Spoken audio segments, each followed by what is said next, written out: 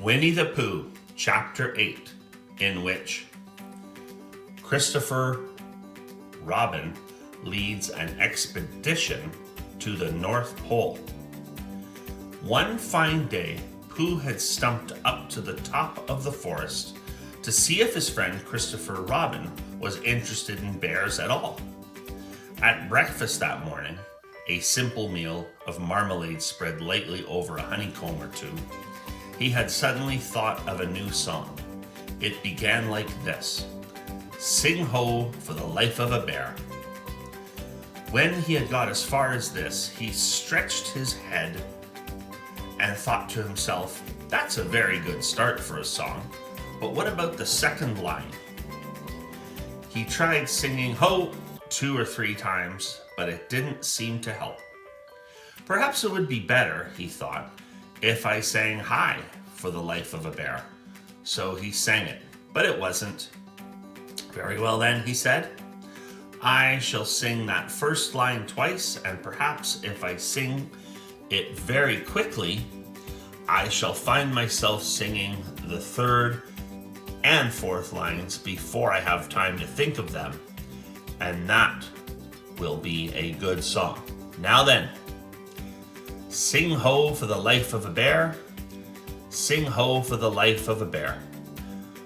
I don't much mind if it rains or snows, 'cause I've got a lot of honey on my nice new nose. I don't care if it snows or thaws, 'cause I've got a lot of honey on my nice clean paws.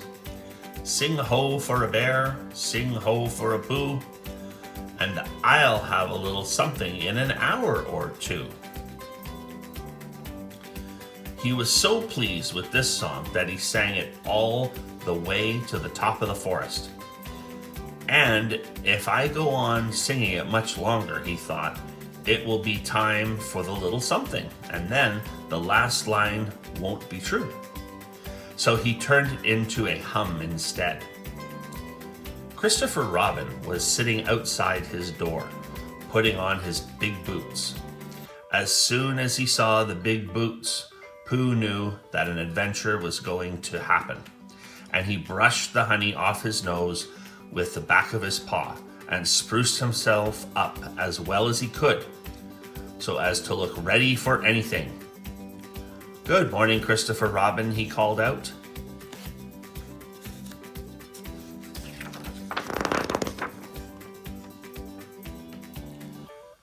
"Hello, Pooh Bear. I can't get this boot on." "That's bad," said Pooh. "Do you think you could very kindly lean against me, because I keep pulling so hard that I fall over backward?" Pooh sat down, dug his feet into the ground, and pushed hard against Christopher Robin's back. And Christopher Robin pushed hard against his, and pulled at his boot until he had got it on. "And that's that," said Pooh. "What do we do next?" "We are all going on an expedition," said Christopher Robin, as he got up and brushed himself. "Thank you, Pooh." "Going on an expotition?" said Pooh eagerly. "I don't think I've ever been on one of those. Where are we going to go on this expedition?" "Expedition, silly old bear. It's got an X in it." "Oh," said Pooh, "I don't know." But he didn't really. "We're going to discover the North Pole." "Oh," said Pooh again. "What is the North Pole?" he asked. "It's just a thing you discover," said Christopher Robin carelessly, not being quite sure himself. "Oh, I see," said Pooh. "Are bears any good at discovering it?" "Of course they are, and Rabbit and Kanga and all of you. It's an expedition. That's what an expedition means. A long line of everybody. You'd better tell the others to get ready while I see if my gun's all right. And we must all bring provisions." "Bring what?" "Things to eat." "Oh," said Pooh happily. "I thought you said provisions. I'll go and tell them." And he stumped off. The first person he met was Rabbit.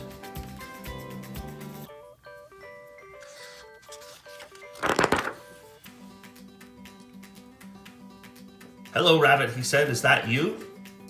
"Let's pretend it isn't," said Rabbit, "and see what happens. I've got a message for you. I'll give it to him.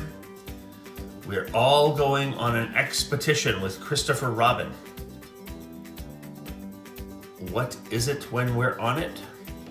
"A sort of boat, I think," said Pooh. "Oh, that sort." "Yes, and we're going to discover a pole or something. Or was it a mole? Anyhow, we're going to discover it." "We are we?" said Rabbit. "Yes, and we've got to bring things to eat with us in case we want to eat them. Now I'm going down to Piglet's. Tell Kanga, will you?" He left Rabbit and hurried down to Piglet's house. The piglet was sitting on the ground at the door of his house, blowing happily at a dandelion and wondering whether it would be this year, next year, sometime, or never. He had just discovered that it would be never and was trying to remember what it was and hoping it wasn't anything nice when Pooh came up. "Oh, Piglet," said Pooh excitedly, "we're going on an expedition, all of us, with things to eat, to discover something." "To discover what?" said Piglet anxiously. "Oh, just something. Nothing fierce." Christopher Robin didn't say anything about fierce. He just said it had an X. "It isn't their necks that I mind," said Piglet earnestly. "It's their teeth. But if Christopher Robin is coming, I don't mind anything." In a little while, they were all ready at the top of the forest, and the expedition started. First came Christopher Robin and Rabbit, then Piglet and Pooh. Then Kanga with Roo in her pocket, an owl. Then Eeyore, and at the end, in a long line, all Rabbit's friends and relations. "I didn't ask them," explained Rabbit carelessly. "They just came. They always do. They can march at the end after Eeyore." "What I say," said Eeyore, "is that it's unsettling. I didn't want to come on this expo, whatever Pooh said. I only came to oblige. But here I am, and if I am the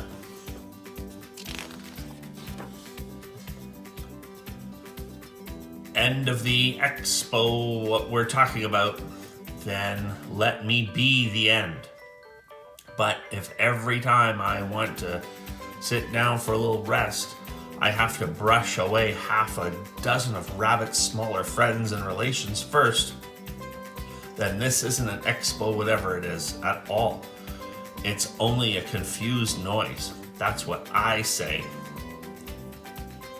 "I see what Eeyore means," said Owl. "If you ask me..." "I'm not asking anybody," said Eeyore. "I'm just telling everybody. We can look for the North Pole, or we can play Here We Go Gathering Nuts in May with the end part of an ant's nest. It's all the same to me." There was a shout from the top of the line. "Come on," called Christopher Robin. "Come on," called Pooh and Piglet. "Come on," called Owl. "We're starting," said Rabbit. "I must go." And he hurried off to the front of the expedition with Christopher Robin. "All right," said Eeyore, "we're going, only don't blame me." So off they all went to discover the pole, and as they walked, they chattered to each other of this and that, all except Pooh, who was making up a song. "This is the first verse," he said to Piglet when he was ready with it. "First verse of what?" "My song." "What song?" "This one." "Which one?" "Well, if you listen, Piglet, you'll hear it." "How do you know I'm not listening?"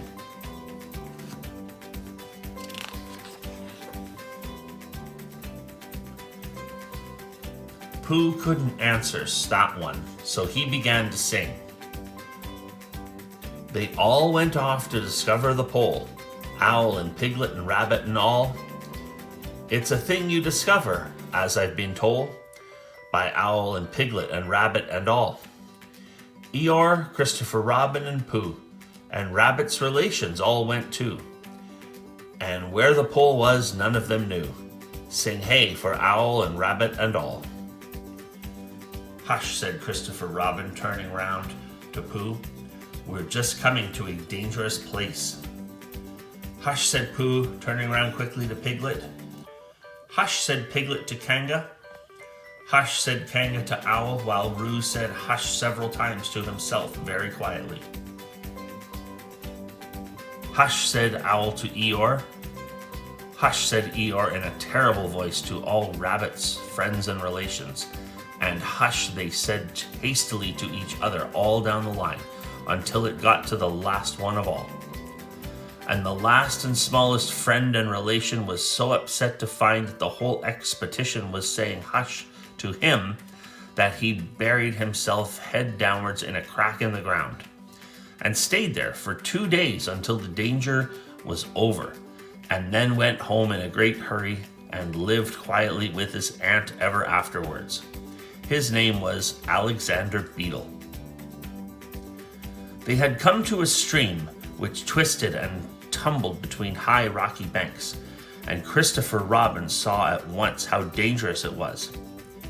It's just the place, he explained, for an ambush. What sort of bush? Whispered Pooh to Piglet. A gorse bush? My dear Pooh, said Owl in his superior way, don't you know what an ambush is? Owl, said Piglet, looking round at him severely.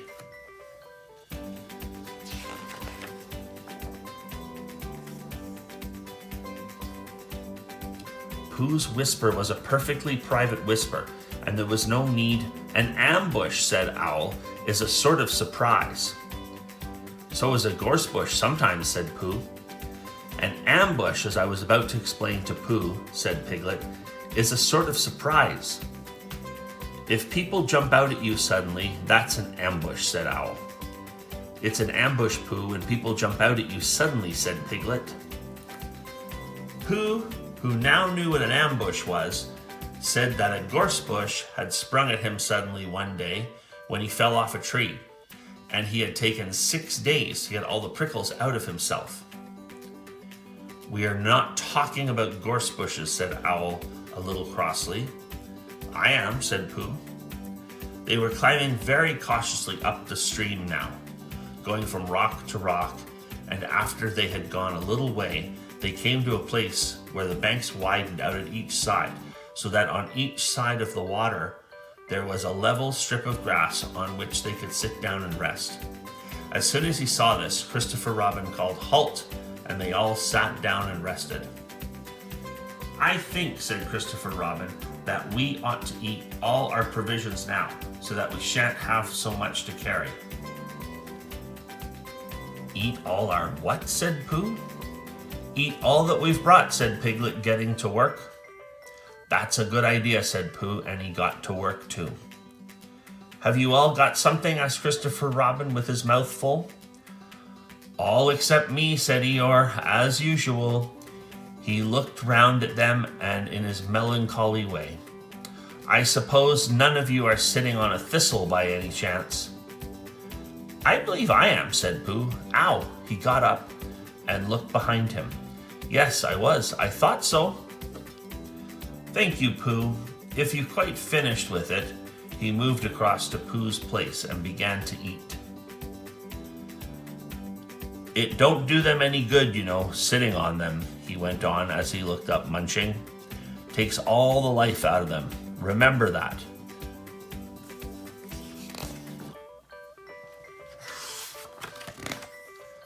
Another time, all of you.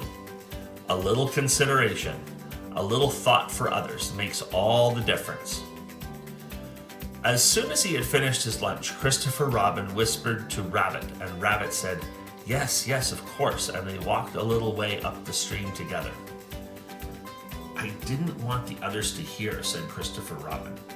Quite so, said Rabbit, looking important. I wondered, it's only... Rabbit, I suppose you don't know. What does the North Pole look like? Well, said Rabbit, stroking his whiskers, Now you're asking me. I did know once, only I've sort of forgotten, said Christopher Robin carelessly. It's a funny thing, said Rabbit, but I've sort of forgotten too, although I did know once. I suppose it's just a pole stuck in the ground? Sure to be a pole, said Rabbit, because of calling a pole, and if it's a pole, well, I should think it would be sticking in the ground. Shouldn't you? Because there'd be nowhere else to stick it. Yes, that's what I thought. The only thing, said Rabbit, is where is it sticking? That's what we're looking for, said Christopher Robin. They went back to the others. Piglet was lying on his back, sleeping peacefully. Roo was washing his face and paws in the stream, while Kanga explained to everybody proudly that this was the first time he had ever washed his face himself. An owl was telling Kanga an interesting anecdote full of long words, like encyclopedia and rhododendron, to which Kanga wasn't listening. I don't hold with all this washing, grumbled Eeyore. This modern behind-the-ears nonsense. What do you think, Pooh? Well, said Pooh, I think. But we shall never know what Pooh thought, for there came a sudden squeak from Roo, a splash, and a loud cry of alarm from Kanga.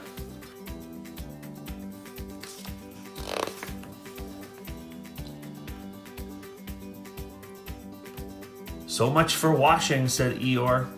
Roo's fallen in, cried Rabbit, and he and Christopher Robin came rushing down to the rescue. Look at me swimming, squeaked Roo from the middle of the pool, and was hurried down a waterfall into the next pool. Are you all right, Roo dear? Called Kanga anxiously. Yes, said Roo. Look at me swim. And down he went over the next waterfall into another pool. Everybody was doing something to help. Piglet, wide awake suddenly, was jumping up and down and making "ooh, I say" noises. Owl was explaining that in the case of a sudden and temporary immersion, the important thing was to keep the head above water. Kanga was jumping along the bank saying, Are you sure you're doing all right, Roo dear? To which Roo, from whatever pool he was in at the moment, was answering, Look at me swimming. Eeyore had turned round and hung his tail over the first pool into which Roo fell, and with his back to the accident was grumbling quietly to himself and saying, All this washing, but catch on to my tail, little Roo, and you'll be all right. And Christopher Robin and Rabbit were hurrying past Eeyore and were calling out to the others in front of them. All right, Roo, I'm coming, called Christopher Robin. Get something across the stream lower down, some of you fellows, called Rabbit. But Pooh was getting something. 2 pools below Roo, he was standing with a long pole in his paws, and Kanga came up and took one end of it, and between them they held it across the lower part of the pool. And Roo, still bubbling proudly, Look at me swimming, drifted up against it and climbed out. Did you see me swimming? Squeaked Roo excitedly, while Kanga scolded him and rubbed him down. Pooh, did you see me swimming? That's called swimming, what I was doing. Rabbit, did you see what I was doing? Swimming. Hello, Piglet, I say, Piglet. What do you think I was doing? Swimming. Christopher Robin, did you see me? But Christopher Robin wasn't listening. He was looking at Pooh. Pooh, he said, where did you find that pole? Pooh looked at the pole in his hands.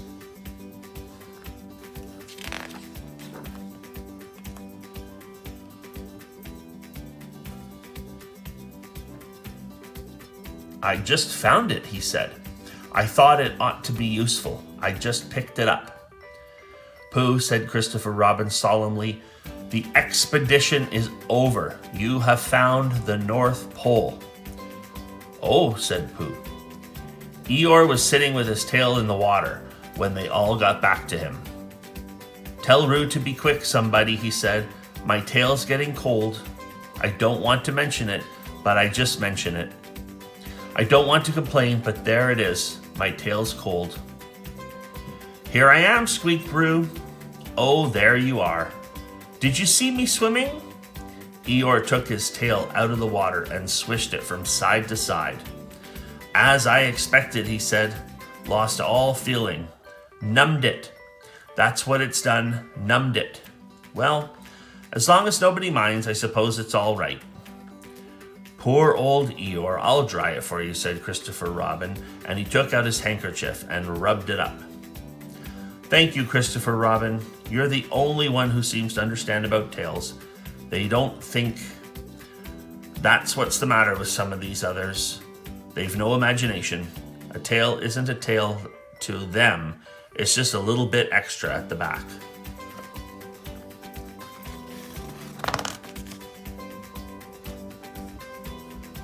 "Never mind, Eeyore," said Christopher Robin, rubbing his hardest. "Is that better? It's feeling more like a tail, perhaps. It belongs again, if you know what I mean." "Hello, Eeyore," said Pooh, coming up to them with his pole. "Hello, Pooh. Thank you for asking, but I shall be able to use it again in a day or two." "Use what?" said Pooh. "What we are talking about." "I wasn't talking about anything," said Pooh, looking puzzled. "My mistake again. I thought you were saying how sorry you were about my tail being all numb, and could you do anything to help?" "No," said Pooh, "that wasn't me," he said. He thought for a little and then suggested helpfully, "Perhaps it was somebody else." "Well, thank him for me when you see him." Pooh looked anxiously at Christopher Robin. "Pooh has found the North Pole," said Christopher Robin. "Isn't that lovely?"